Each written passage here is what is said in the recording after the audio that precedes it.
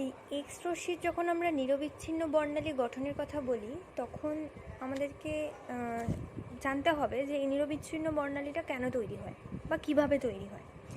বলছে যে ধরো এটা একটা পরমাণু নিউক্লিয়াস, ঠিক আছে, এবং এই নিউক্লিয়াসের কে কেন্দ্র করে কতগুলো কক্ষপথ এরমভাবে আছে, ঠিক আছে, এবং এই কক্ষপথে ইলেকট্রনও আছে, ঠিক আছে, এরম করে কক্ষপথগুলোতে ইলেকট্রন আছে।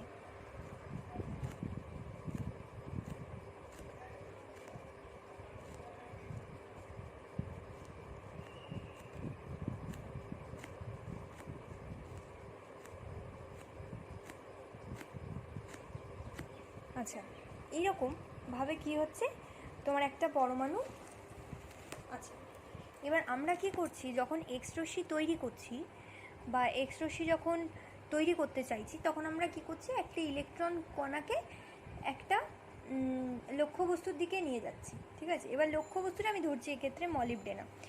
তো এই মলিবডেনামের উপর যখন ইলেকট্রন গিয়ে পড়বে, ঠিক আছে, তো ইলেকট্রন তো একটা আহিত কণা এবং সে কী করছে, একটা বেগ নিয়ে গতিশীল, ঠিক আছে। ইলেকট্রনটা যখন এর মধ্যে দিয়ে যাবে, পাস করবে, এরকমভাবে যখন পাস করবে, ঠিক আছে, ইলেকট্রনটা, তখন সেই ইলেকট্রনটা কী হবে, কন্টিনিউয়াসলি তোমার শক্তি বিকিরণ করবে, ঠিক আছে। এটা নিয়ম। এটা নিয়ম বলতে যে কোনো আহিত কণা যদি বেগ নিয়ে যায়, ঠিক আছে, এবং তার বেগে যদি পরিবর্তন ঘটে বা তার মানে ত্বরণ বা মন্দন সহ যদি গতিশীল হয়, তাহলে সে কী করবে, কিছু বিকিরণ সে উৎপন্ন করবে, ঠিক আছে, এবং এই বিকিরণটাই আমরা কী পাচ্ছি, এক্স রে হিসেবে পাচ্ছি, ঠিক আছে। এই বিকিরণটাই আমরা কী পাচ্ছি, এক্স রে হিসেবে পাচ্ছি, ঠিক আছে। তো এই ক্ষেত্রে যেটা হচ্ছে, যে বললামই যে আহিত কণার মানে নিয়মই হচ্ছে যে কোনো আহিত কণা যখন ত্বরণ বা মন্দন সহ যাবে তখন সেই কণা কী করবে, তড়িৎচুম্বকীয় বিকিরণ তৈরি করবে, ঠিক আছে। এবার ধরছি যে এই ইলেকট্রনের যে এনার্জি সেটা হচ্ছে ই, ঠিক আছে, এবং সে যখন এখানে এন্টার করছিল তখন সাপোজ ই এনার্জি নিয়ে যাচ্ছিল, এইখান থেকে যখন এত দূর চলে গেছে তখন ইলেকট্রনের শক্তি খানিকটা পরিমাণে হ্রাস পেয়েছে। কতটা, ধরে নিচ্ছি ডেল্টা ই পরিমাণ এনার্জি কি হয়েছে, আমার কমে গেছে, ঠিক আছে, এবং এই এনার্জিটা কি করেছে, নিউ কম্পাঙ্কের বিকিরণ তৈরি করেছে, ঠিক আছে, নিউ কম্পাঙ্কের বিকিরণ বা এক্স রে তৈরি করেছে। তাহলে এইটা যদি এই পথটা যাওয়ার সময় এই এনার্জিটা যদি কমে যায়, তাহলে এখান থেকে যখন বেরোবে তখন কি হবে, যেটা থাকবে পরে সেটা হবে ই মাইনাস ডেল্টা ই, এই পরিমাণ এনার্জি কী হবে, আমার কমে যাবে, এবং আবার কি হবে, এই এনার্জিটা নিয়ে আবার পরবর্তী একটা এরকমই পরমাণুর মধ্যে ঢুকবে এবং সেখানে আবার খানিকটা পরিমাণ এনার্জি সে লস করবে। এরকমভাবে আস্তে আস্তে আস্তে আস্তে কী হবে, এই যে এনার্জিটা ওর ফাইনালি ছিল, প্রথমে যে এনার্জিটা ওর ছিল সেই এনার্জিটা আস্তে আস্তে কমতে থাকবে, একটা করে পরমাণুতে ঢুকবে আর তার এনার্জিটা খানিক করে কমবে এবং এক্স রে বর্ণালী তৈরি হবে। এইরকমভাবে যখন কন্টিনিউয়াসলি কতগুলো পরমাণুর মধ্যে দিয়ে যাওয়ার পর ফাইনালি এই এনার্জিটা সম্পূর্ণরূপে শেষ হয়ে যাবে, তখন ইলেকট্রনটা কী হয়ে যাবে, স্থির হয়ে যাবে বা স্থিরাবস্থায় চলে আসবে। তখন আর সেই এনার্জিটা কোনো পরমাণুর মধ্যে দিয়ে যাওয়া আসা যেতে পারবে না এবং সেই মুহূর্তে এক্স রশ্মি তৈরি হওয়াটাও শেষ মানে বন্ধ হয়ে যাবে। তাহলে যতক্ষণ এই এনার্জি থাকবে ততক্ষণ এই ইলেকট্রনটা কী হবে, একটার পর একটা পরমাণুর মধ্যে যাবে এবং কি করবে, এক্স রশ্মি তৈরি করবে। এই যে প্রসেসটা, এটা নিরবিচ্ছিন্নভাবে ঘটে। তার মানে এক্স যখনই ইলেকট্রন যাবে এই পথ দিয়ে যাওয়ার সময় কন্টিনিউয়াসলি কি করবে, শক্তি বিকিরণ করবে, ঠিক আছে, কন্টিনিউয়াসলি বিকিরণ করবে, যার ফলে যে বর্ণালীটা আমরা পাবো সেটাও কি হবে, কন্টিনিউয়াস হবে। একটা ইলেকট্রনের জন্য আমরা যে পরিমাণ বর্ণালীটা পাচ্ছি সেটা এই নিরবিচ্ছিন্ন বর্ণালীর একটা ছোট্ট পার্ট, ঠিক আছে।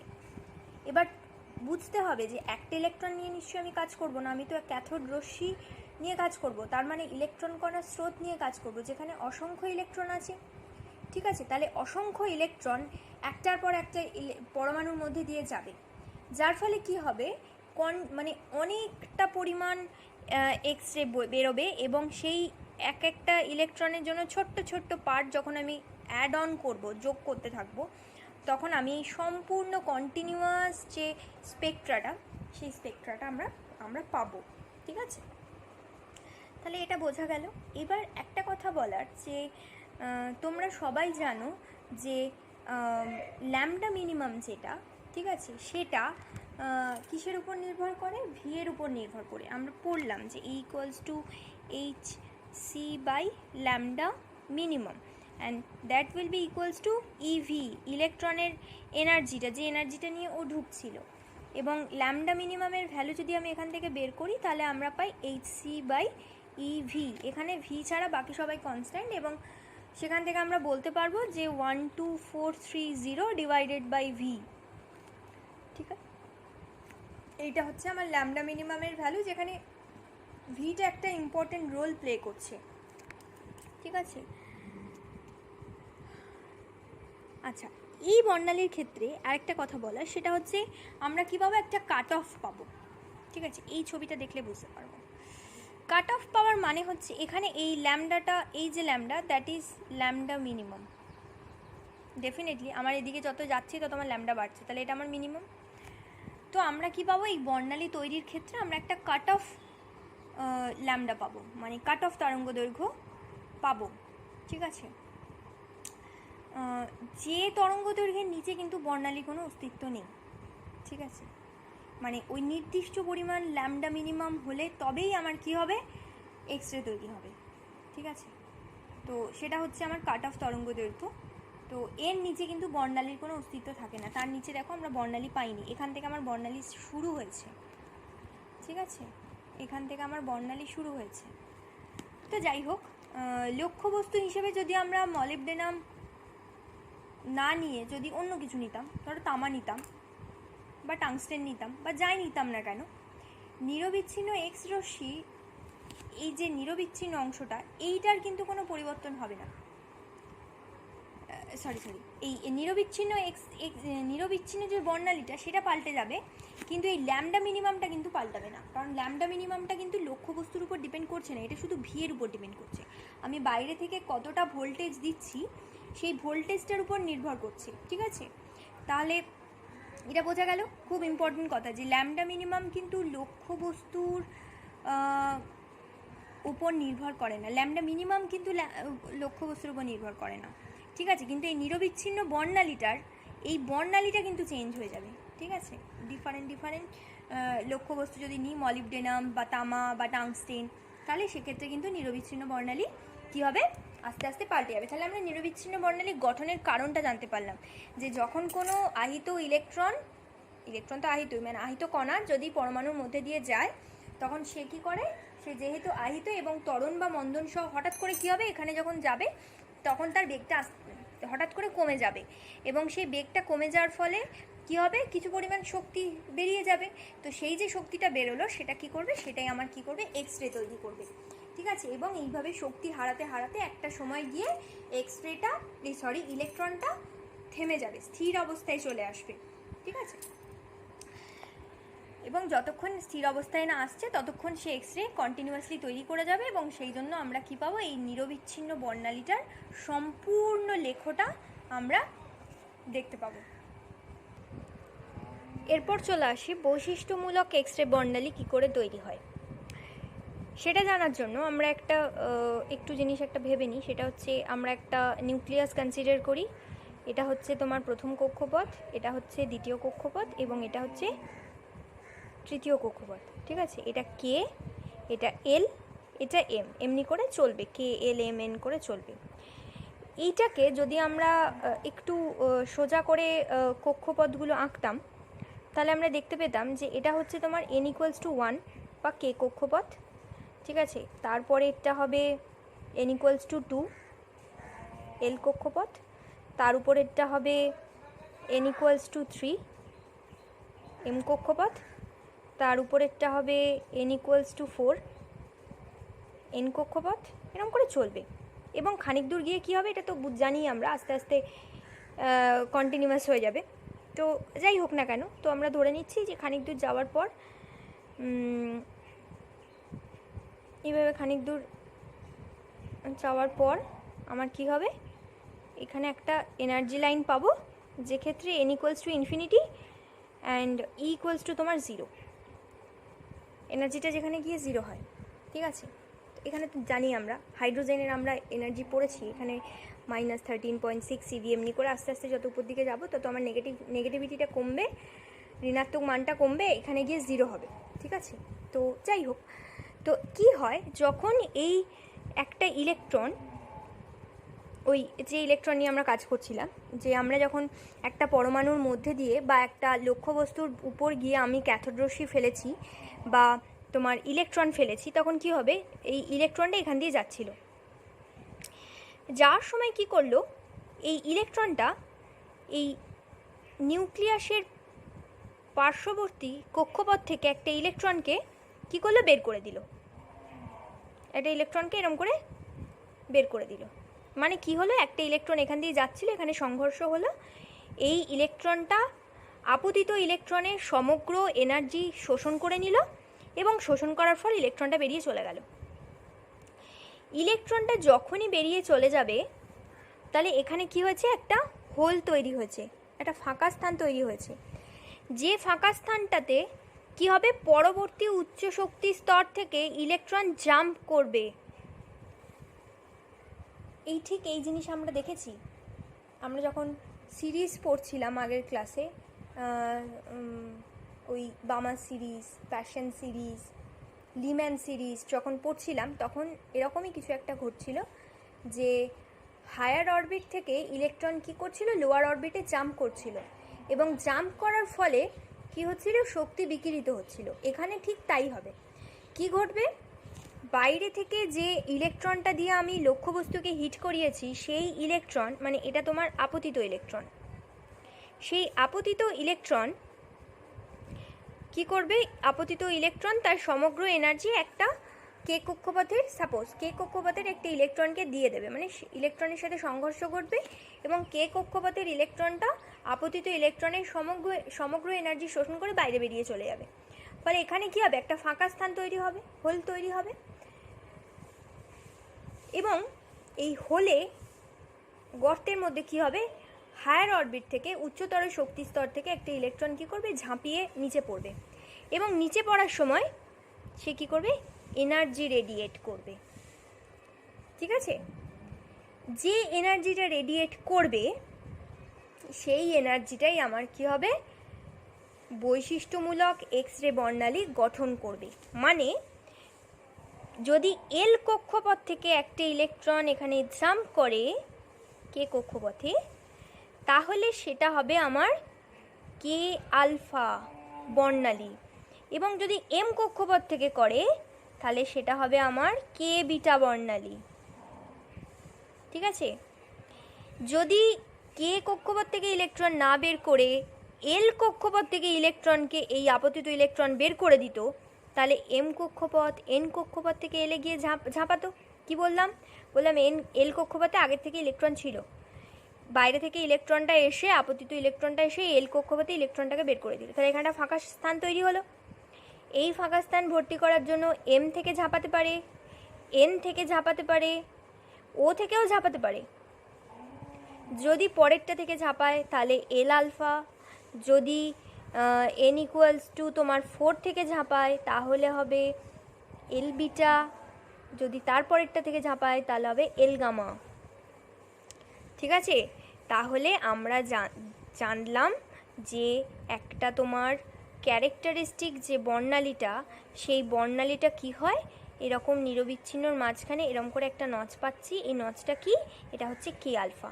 কিভাবে তৈরি হলো কে আলফা, কে আলফা কী করে তৈরি হলো, এই কে আলফা তৈরি হলো কে কক্ষপথের একটি ইলেকট্রন বেরিয়ে যাওয়ার ফলে, যখন এল কক্ষপথ থেকে ইলেকট্রন কে কক্ষপথে সঞ্চারিত হচ্ছে, সেই মুহূর্তে কী করছে, বিকিরিত হচ্ছে, এনার্জি বেরিয়ে যাচ্ছে, এবং সেই বেরিয়ে যাওয়া এনার্জিটাই আমার এক্স রে তৈরি করছে, যেটা আমাকে এই নচটা দিচ্ছে, কে আলফা নচ বা বৈশিষ্ট্যমূলক এক্স রে বর্ণালী তৈরি করছে। যদি পরেরটা থেকে ঝাঁপায়, যদি এম কক্ষপথ থেকে ঝাঁপায় তাহলে হবে কে বিটা। ঠিক আছে, এরকম করে K alpha K beta, L alpha L beta, এরকম করে আমরা পাবো। ঠিক আছে, এবং এটা তো ল্যামডা মিনিমাম আমি জানি, যেটা আমার কাট অফ বর্ণালী। ঠিক আছে, এগুলো হলো এরপরে আসে মোজলেস ল। মোজলেস ল এটা খুব মানে এটা একটা ভীষণ কি বলবো সারা জাগানো একটা সূত্র। এই সূত্রটা মানে খুব বড় একটা সমস্যার সমাধান করেছিল, এক না একাধিক সমস্যার সমাধান করেছিল, ঠিক আছে, পড়লেই বুঝতে পারবে।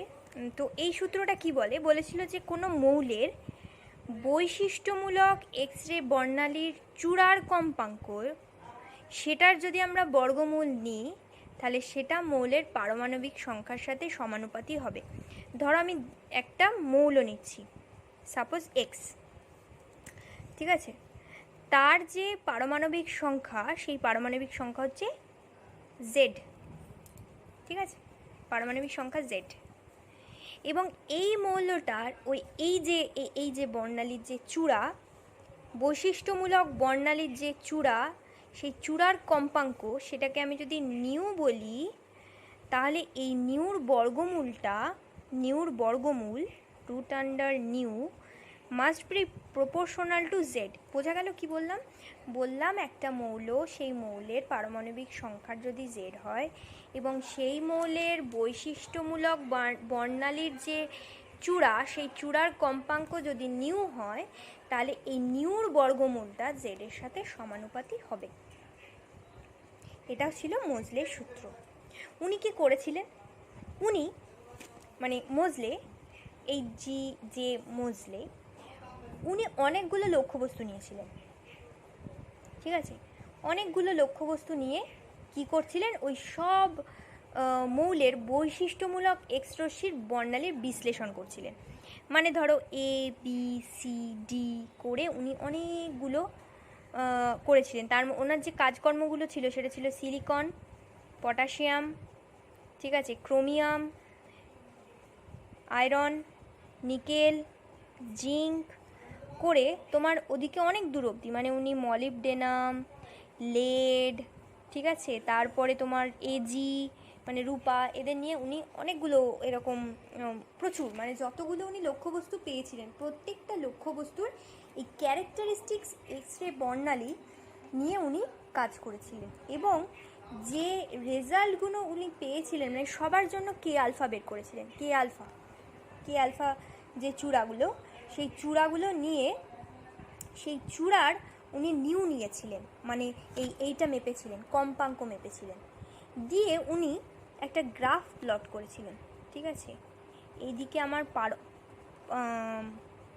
মৌলের ক্রমিক সংখ্যা, মানে পর্যায় সারণীতে যে মৌলগুলো ছিল তাদের ক্রমিক সংখ্যা 1 2 3 4 করে, ঠিক আছে, নিয়েছিলেন। আর এদিকে ওনার ওই রুট নিউ গেছিল, রুট নেওয়ার পর উনি কি পেয়েছিলেন, এরকম একটা সরল রেখা পেয়েছিলেন। এই সরলরেখাটা কিসের ছিল আরেকবার বলি, সেটা হচ্ছে এই যে মৌলগুলো নিয়ে উনি কাজ করেছিলেন তাদের যে কে আলফা তো বললামই, সেই কে আলফা বৈশিষ্ট্যমূলক বর্ণালীর চূড়া বা নিউ কম্পাঙ্ক নিয়ে উনি কী করেছিলেন, গ্রাফে প্লট করেছিলেন, ঠিক আছে, মানে রুট নিউ নিয়ে উনি গ্রাফে প্লট করেছিলেন। প্লট করার পর উনি একটা স্ট্রেট লাইন পেয়েছিলেন এবং উনি সেখান থেকেই বলেছিলেন যে এখান থেকে উনি সিদ্ধান্তে এসেছিলেন যে মৌলের একটা প্রাথমিক রাশি আছে, মৌলিক একটা রাশি আছে। যদি পর্যায় সারণী অনুযায়ী একটি মৌল থেকে তার পরের মৌলটি যাওয়া যায়, তবে এই রাশিটি নিয়মিত ধাপে ক্রমশ বাড়তে থাকে। কি বললাম, তোমরা পড়েছো, পর্যায় সারণী পড়েছো, এবং পর্যায় সারণীর যে তোমার লগুলো, যে লটা ছিল, ঠিক আছে, পর্যায়ের সূত্র যে ছিল, সেই সূত্রে আমরা কি করেছিলাম, পারমাণবিক ভর নিয়ে কাজ করেছিলাম, যেটা পুরনো ছিল, মানে মেন্ডেলিফের যে পর্যায়ের সূত্র ছিল, সেই পর্যায়ের সূত্র অনুসারে আমরা কি করেছিলাম, যে বলেছিলাম যে পারমাণবিক ভরটা বাড়ার সাথে সাথে আমার ওই ধর্মগুলো ফিরে ফিরে আসবে। তো মোজলে বলেছিলেন যে না, পারমাণবিক ভর বাড়ার সাথে সাথে ধর্মগুলো ফিরে ফিরে আসবে না, পারমাণবিক সংখ্যা বা পরমাণু ক্রমাঙ্ক বাড়ার সাথে সাথে ধর্মগুলো ফিরে ফিরে আসবে। এবং ওখান থেকে উনি এই সিদ্ধান্তে এসেছিলেন যে পারমাণবিক সংখ্যা বা পরমাণু ক্রমাঙ্ক যে রাশিটা, একটা মৌলের মধ্যে কতগুলো প্রোটন আছে বা কতগুলো ইলেকট্রন আছে, সেই যে সংখ্যাটা, মানে পারমাণবিক সংখ্যাটা, সেইটা কিন্তু একটা মৌলের অধিক মৌলিক রাশি, ঠিক আছে, একটা প্রাইমারি তোমার কী বলবো, ক্যারেক্টারিস্টিক, মানে এটা ভীষণ একটা মৌলিক ধর্ম, ঠিক আছে? এই রাশিটাই মৌলিক, মানে মৌলিক ধর্ম হিসেবে আমরা এটাকে জানি। মানে অনেক বেশি একটা মৌলের ধর্ম সম্পর্কে আমরা জানতে পারবো পরমাণু ক্রমাঙ্ক থেকে বা পারমাণবিক সংখ্যা থেকে, ঠিক আছে? এবং এই ওনার যে এই যে পরীক্ষা, মোজলের যে এই যে পরীক্ষা, এই রুট নিউনি এতগুলো বা আরও অনেক বেশি, এখানে তো আমি কয়েকটা দেখেছি, অনেকগুলো লক্ষ্যবস্তু নিয়ে উনি যে কাজটা করেছিলেন, সেই যুগান্তকারী পরীক্ষার যে রেজাল্টটা এলো, সেখান থেকেই আমরা ওইটা জানতে পারলাম যে পারমাণবিক ভর যে রাশিটা, তার থেকে অনেক বেশি মৌলিক হচ্ছে পারমাণবিক সংখ্যা। এবং এই এই এই যুগান্তকারী আবিষ্কারের ফলে কি হলো, এই ফলে মানে তোমার যে পর্যায় সারণী, তার যে যাবতীয় ভুল বা ত্রুটি বা ড্রব্যাক বা যেগুলো শূন্যস্থান ছিল, সব তোমার কি হয়ে গেল, মিটে গেল, ঠিক আছে? ওনার এই কাজের পরেই সকলে মেনে নিয়েছিল যে বৈশিষ্ট্যমূলক এক্স রে বর্ণালীকে মৌলের পরিচায়ক হিসেবে সবাই মেনে নিয়েছিল। এবং পারমাণবিক সংখ্যাকে দিয়ে যখন আমরা পুনরায় পর্যায় সারণী ব্যাখ্যা করলাম, তখন পর্যায় সারণীর যা সমস্যাগুলো ছিল সব মিটে গেল, ঠিক আছে?